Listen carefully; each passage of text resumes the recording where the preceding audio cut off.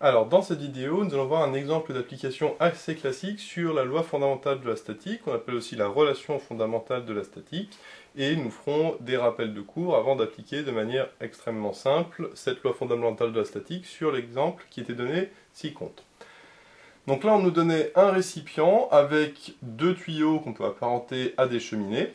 Ce récipient contenait de l'eau et de l'huile de masse volumique ρE et ρH qu'on suppose connues. On nous disait que la hauteur d'eau c'était H2 entre les points B et C ci-contre, et la hauteur entre les points B et E c'était H1. Alors attention, H1 correspond à la distance ici en verticale entre B et E et non pas entre B et A. On verra en fait que c'est la même chose, mais ça, il va falloir le démontrer. Et on avait aussi le point D ici, qui est la surface de paration entre l'eau et l'atmosphère, et on nous demandait justement de calculer ce ZD. Alors, d'abord on va faire des petits rappels de cours sur la loi fondamentale de la statique. Donc la première chose à faire, c'est déjà de prendre un axe vertical vers le haut, ascendant. On peut prendre aussi un axe vertical descendant, mais on va voir que c'est un petit peu plus compliqué au niveau des calculs, donc c'est toujours mieux de le prendre ascendant. Et à ce moment-là, quand on prend un axe vertical ascendant, la forme simplifiée de la loi fondamentale de la statique s'écrit delta P égale moins ρ G fois delta Z. Donc on ne passe pas par le gradient, etc. Là, je mets directement la forme simplifiée, qui est le cas d'application le plus courant dans les exercices.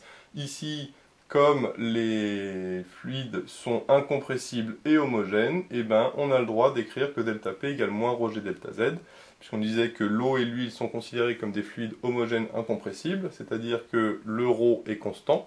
Et à ce moment-là, eh ben, on peut directement appliquer cette formule. On n'est pas obligé de repasser par le gradient ou par des ronds P sur des ronds Z égale moins ρG. On peut directement appliquer cette forme simplifiée. Delta P, c'est la variation de pression, et delta Z, c'est la variation de hauteur entre les deux points que l'on considère.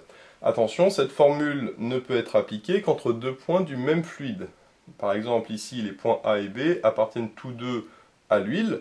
Par contre, les points A et D n'appartiennent pas au même fluide, puisque le point A est au niveau de l'huile et le point D est au niveau de l'eau, et donc on ne peut pas appliquer cette relation entre les points A et D.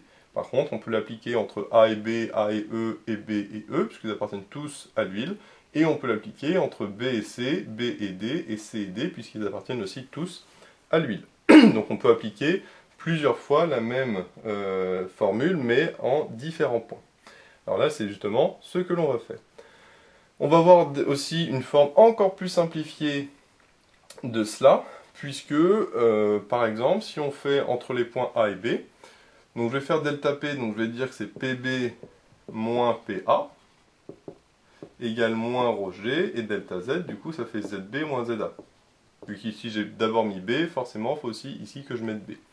Donc si je passe le PA pardon, de l'autre côté, ça fait PA moins ρG, facteur de ZB moins ZA. Par contre, ZB moins ZA est négatif, puisque ZB est plus petit que ZA. Alors négatif justement parce que j'ai pris un axe vertical vers le haut. Donc comme moi ça ne m'intéresse pas d'avoir un ZB moins ZA négatif, le moins je vais le rentrer dans la parenthèse. Et donc ça va me faire ρG facteur de ZA moins ZB. Et ZA moins ZB, cette fois-ci est positif, puisque ZA est supérieur à ZB. Et ZA moins ZB correspond à la différence de hauteur entre les points A et B. Alors ici, attention, c'est pas H1, parce que H1 c'était entre B et E. Mais du coup, là ici, j'ai PA plus ρG fois la hauteur, la différence de hauteur entre les deux points ici que j'ai considérés. Alors attention que comme j'ai pris un axe vertical ascendant, on avait vu que justement il faut un moins dans la formule fondamentale de la statique. Par contre, si je prends un axe vertical descendant, ici je n'ai pas de moins. Le résultat, c'est que PB c'est PA plus quelque chose de positif, donc j'ai PB qui est supérieur à PA.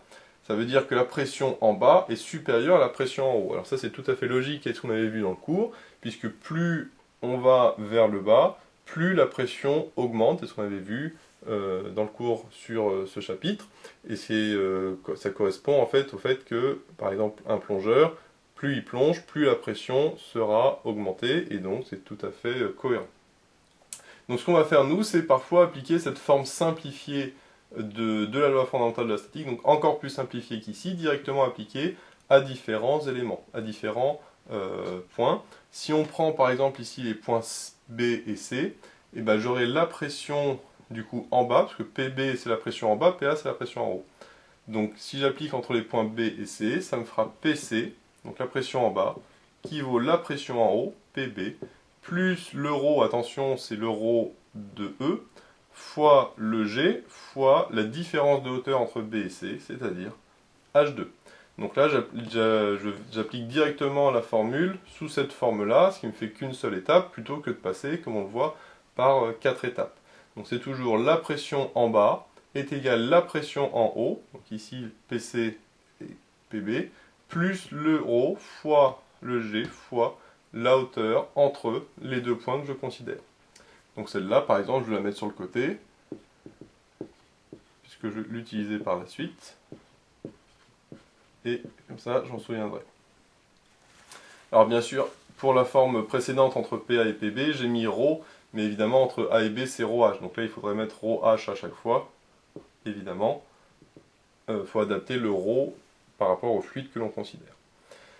Mais avant de faire ça, il faut d'abord trouver justement cette fameuse différence de hauteur entre A et B, puisque moi, je n'ai que la différence de hauteur entre B et E. Alors on va voir, en fait, c'est la même chose.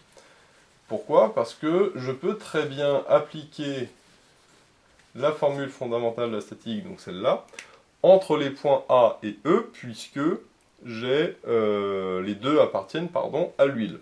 Donc si j'applique entre les points A et E, ça me donne PA moins PE qui vaut moins ρg, facteur de ZA moins Z2. Sauf que j'ai PA et PE qui valent tous les deux P atmosphère, puisqu'ils appartiennent à la surface de séparation entre l'huile et l'atmosphère. Ici, je suis à l'air libre, parce que j'ai pas de bouchon ou autre, et donc ce qu'on avait vu dans le cours, c'est que quand j'ai un point qui est la surface de séparation entre un fluide quelconque et l'atmosphère, et bien à ce moment-là, sa pression est égale à la pression atmosphérique. Donc le PA, il vaut P atmosphère, que je note P atm, et le PE, il vaut aussi P atm. Donc P atm moins P atm, finalement, ça fait 0. Mais 0, on a dit que c'était égal à moins ρg facteur de ZA moins Z2. C'est pas ρ fois G qui vaut 0, et donc c'est forcément ZA moins Z2 qui vaut 0. Donc si j'ai ZA moins Z2 égale 0, en fait j'ai ZA qui est égal à Z2. Alors c'est plutôt logique, puisque là on est dans un fluide, et on sait que dans un fluide, normalement, deux points de même pression sont à la même hauteur, comme le A et E sont tous les deux à pression atmosphérique, et bien ils sont à la même hauteur. Donc je peux très bien modifier mon schéma en disant que finalement le E il n'est pas à ce niveau-là, mais il est au niveau du point A. Donc là je peux mettre hop, mon E à ce niveau-là. Ce qui fait que mon H1 va se retrouver ici.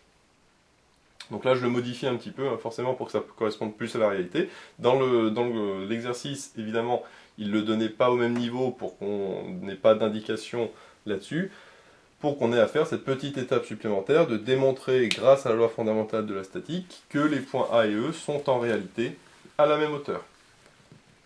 Alors, à partir de ça, maintenant, on va tout simplement appliquer encore une fois la loi fondamentale de la statique, mais dans la forme simplifiée qu'on a vue tout à l'heure, entre les différents points.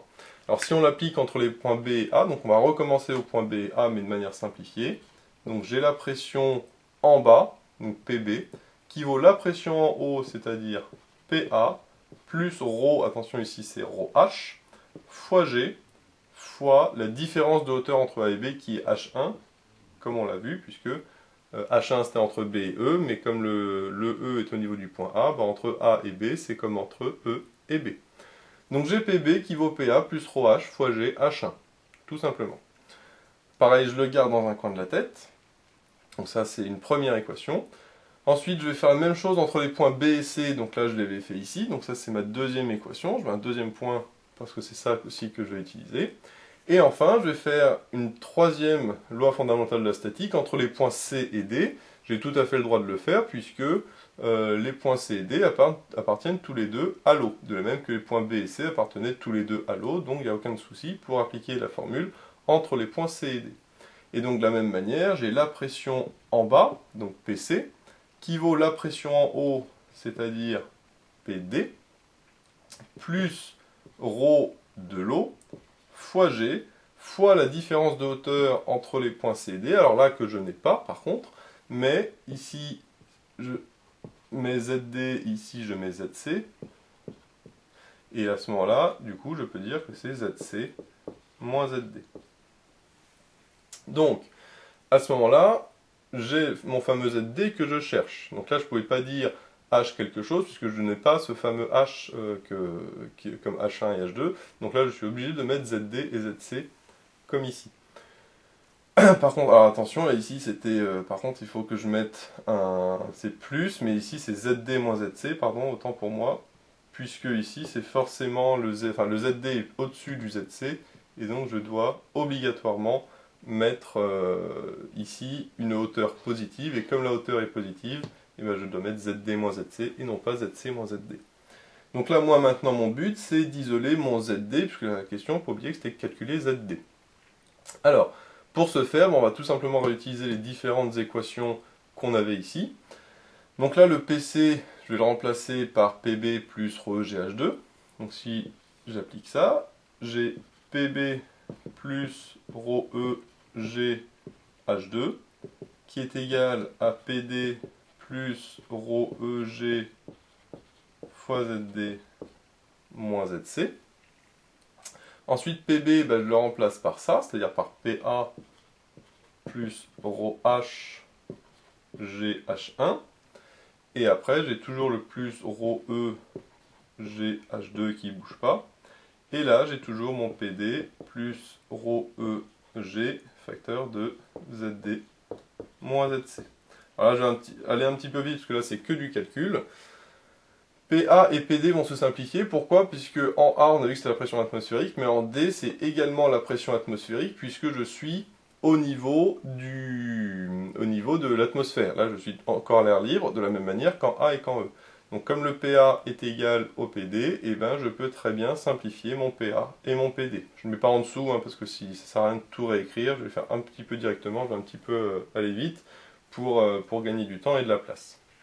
Donc là, il faut bien dire que le PD et le PA sont égaux à la pression atmosphérique, et donc se simplifient. Maintenant, je vois que je peux tout diviser par G, puisque là j'ai 3 termes où il y a G. Donc là, pareil, je vais simplifier directement par G. Ça va être plus rapide. Et donc maintenant, je peux aussi remplacer mon ZC par 0, dans le sens où on avait considéré que au niveau du ZC, ici, j'étais en bas. Il faut bien un repère pour l'axe vertical. Et donc forcément, on prend le ZC qui est égal à 0. Donc là, je peux simplifier aussi le moins ZC. Et donc ça me donne finalement, en divisant par ρE, ZD égale ρ de l'huile fois H1 plus le ρ de l'eau fois H2 divisé par ρE. Donc voilà l'expression que je cherchais. Alors bien sûr, d'abord je vais vérifier son homogénéité. Ici, j'ai du ρh fois ρh, donc ça me fait du ρh, divisé par ρ, ça me fait du h, c'est-à-dire une hauteur, donc des mètres, et ZD est bien en mètres, donc du coup, c'est tout à fait cohérent, en tout cas au niveau des unités. Donc comme on l'a vu, il suffit tout simplement d'appliquer 3 fois la loi fondamentale de la statique, une fois entre A et B, une fois entre B et C, et une fois entre C et D, en utilisant bien sûr différentes hypothèses, notamment que la hauteur entre A et B, c'est la même qu'entre B et E, puisque en A et E, j'ai la pression atmosphérique, et comme en D, j'ai également la pression atmosphérique, on avait vu que le PA et le PD se simplifient. Maintenant, ce qui est toujours bien de vérifier, c'est la cohérence aussi du résultat par rapport au cas particulier. Le cas particulier qu'on a ici, c'est très simple, c'est tout simplement le cas où je n'ai pas de l'huile et de l'eau, mais j'ai tout simplement un seul et unique fluide, par exemple de l'eau ou de l'huile. Voilà, c'est exactement la même chose. Donc on imagine que je n'ai pas de l'huile, mais que je remplace l'huile par l'eau. À ce moment-là, ici je n'ai plus de, on va dire fluide, je n'ai plus qu'un seul fluide qui est de l'eau partout. Mais si j'ai de l'eau partout, à ce moment-là, de la même manière qu'entre A et E, eh ben, le point D devrait être également à ce niveau-là, au niveau des points A et E. Donc ça, c'est virtuellement, hein, si l'huile était remplacée par de l'eau, parce qu'à ce moment-là, j'aurais que de l'eau, et comme ici j'ai la pression atmosphérique, ben, de la même manière que tout à l'heure, j'aurai le point D au même niveau. Donc, si je remplace de l'huile par de l'eau, je devrais avoir ZD qui est égal à ZA, et le ZA, si on regarde ici, ça vaut H1 plus H2. Puisque je pars ici de 0, hein, et donc ZA, c'est tout ça, c'est cette hauteur-là, donc c'est H1 plus H2.